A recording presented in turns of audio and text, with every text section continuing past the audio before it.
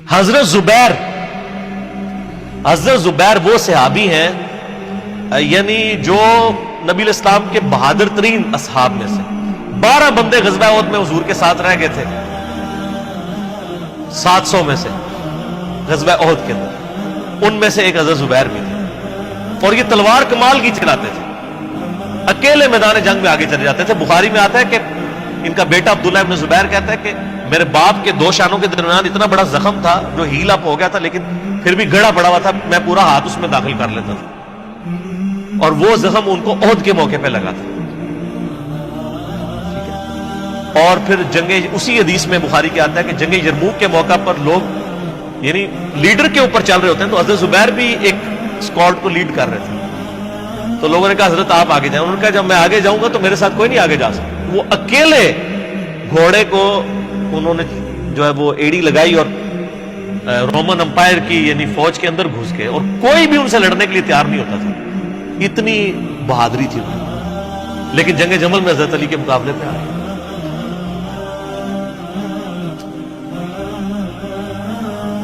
اس تکلیف کا کوئی اندازہ نہیں کر سکتا حضرت حسن ابن علی نے بتایا مولا علی سے کہ بھئی حضرت زبیر آئے ہیں تو حضرت علی نے کہا کہ رکو میں خود چاہتا ہوں گئے کہا زبیر یاد ہے وہ دن جب نبی تم مجھ سے بڑا پیار کر رہے تھے پھوپھی ذات تھے نا نبی الاسلام کی پھوپھی کے بیٹے ہیں حضرت زبیر بن عوام رضی اللہ تعالی تو حضور نے تم سے ایک بات کہی تھی کہ تم علی سے اتنی محبت کرتے ہو ایک دن آئے گا کہ تم تلوار لے کے علی کے خلاف کھڑے ہو جاؤ گے تو تم نے کیا کہا تھا کہ یا رسول اللہ میں علی کے خلاف کھڑا ہوں گا اور میں ہاں تم اس پر ظالم ہو تو حضرت زبیر جو ہے وہ ان پہ غشی طاری ہو گئی گھوڑے کو یعنی وہ حضرت علی کا پھر سامنا نہیں کر سکے میدان جنگ سے واپس چلے گئے تو بعد میں حضرت علی کے فوجیوں میں سے ایک بندے نے جا کے پیچھے ان کو دھوکے سے قتل کر کے تو لا کے تو سر حضرت علی کے سامنے رکھا تو حضرت علی نے کہا کہ زبیر کے قاتل کو میں دوزخ کی بشارت دیتا ہوں کیونکہ زبیر جنتی تھا تو وہ شخص پھر حضرت علی سے ناراض ہو گیا کہ ہم نے ان کا میں نے تجھے حکم دیا تھا جب میں نے ان کو جانے دیا تو نے یہ کام کیوں کیا تو وہ پھر خارجی ہو گیا اور یعنی یہ وہ محبت تھی وہ جہاں محبت تھی وہ نظر آتی تھی ظاہر ہے کہ ایک بندے کی ایک غلطی سے اس کی پوری زندگی زیرو سے ملٹیپلائی نہیں ہو جاتی جس نے اتنا کچھ دین کے لیے کنٹریبیوٹ کیا کبھی نہیں ہو سکتا ایسا حضرت علی کو بھی اس بات کا پتہ تھا بہرحال یعنی اللہ تعالیٰ ان سے راضی ہو اسی لیے نبی الاسلام کی اس حدیث یعنی وہ حضرت علی کے اس قول کو حضرت علی فٹ کیا کرتے تھے حضرت زبیر طلحہ اور حضرت عثمان ابن عفان پہ رضی اللہ عنہ باقی آپ میرا کربلا والا ریسرچ پیپر پڑھیں تو آپ کو پتہ چلے گا کہ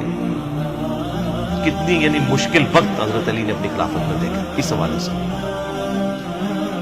یعنی مصنف ابن ابی شیبہ میں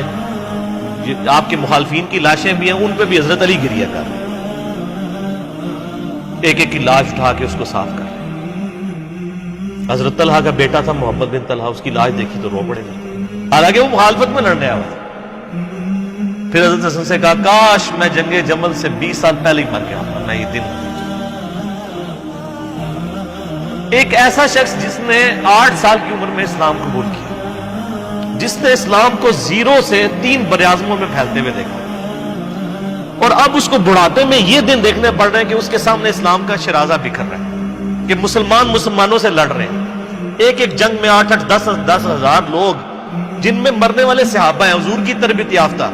جو ایک آواز کے اوپر حضور کی لبیک کہنے والے تھے شیر و شکر تھے آپس میں آپ اندازہ کر سکتے اسی لیے حضرت علی جو ہیں وہ یعنی کوفے میں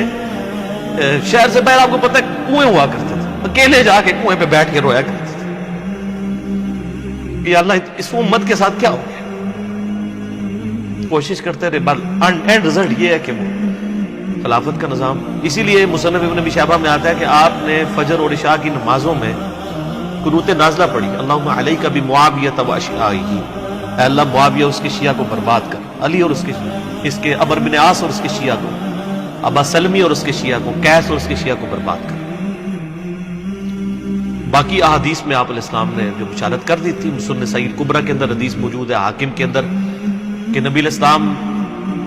نے حضرت علی سے ایک دن فرمایا تھا، اے علی،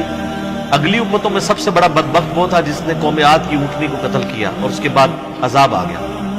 میری امت کا سب سے بڑا بدبخت وہ ہوگا جو تیرے سر کے خون سے تیری داڑھی کو رنگ دے، اور وہی ہوا ہے۔ اور اس کے بعد پھر دیکھیں امت ایک جگہ جمع نہیں ہوئی ہے۔ حضرت علی ایک آخری کوشش تھی، اور جن لوگوں نے اس وقت ساتھ نہیں دیا پھر ان کو دنیا میں اس کا خمیازہ بھگتنا پڑا ہے۔ عبداللہ بن عمر نے بیعت نہیں نہ کی تو صحیح بخاری اٹھا کے دیکھیں، عبداللہ بن عمر کو آل امیہ نے قتل کروایا، حجاج بن یوسف نے زہر آلود نیزہ مروا دیا۔ اور حاکم کے اندر مجموع الزوائد کے اندر موجود ہے، حضرت عبداللہ بن عمر آخری عمر میں کہا کرتے تھے، کاش میں اس وقت علی کا ساتھ دیتا اور یہ خلافت کا نظام تو بچ جاتا، کیونکہ کئی لوگ بیچ میں نیوٹرل ہو گئے تھے جو پھر ساتھ نہیں دیا، تو اس کی وجہ سے پھر حضرت علی کے چونکہ اب پاس اتنی مین پاور نہیں تھی کہ اس سسٹم کو سنبھال سکتے، بعد پھر وہ شہید ہو گئے اور پھر معاملات آ گئے۔ خیر بات کہاں سے کہاں نکل گئی، کیونکہ یہ اس کے ساتھ غل کا لفظ تھا، تو یہ غل کے لفظ کو ایڈریس کرنا ضروری تھا۔ تو آج ہم جب جنگ جمل صفین نہروان کو ڈسکس کرتے ہیں تو یہ کوئی غل والی بات نہیں ہے، یہ وہ چیزیں ہیں جو ایک ریالٹی ہے، اور وہ اگر یہ غل والی بات ہے تو نبی علیہ السلام کے دل میں بھی نعوذ باللہ غل تھا، مولا علی کے دل میں بھی غل تھا، ایسا نہیں تھا۔ وہ دین کی حمیت کہلاتی ہے، اس کو غل نہیں آپ کہتے۔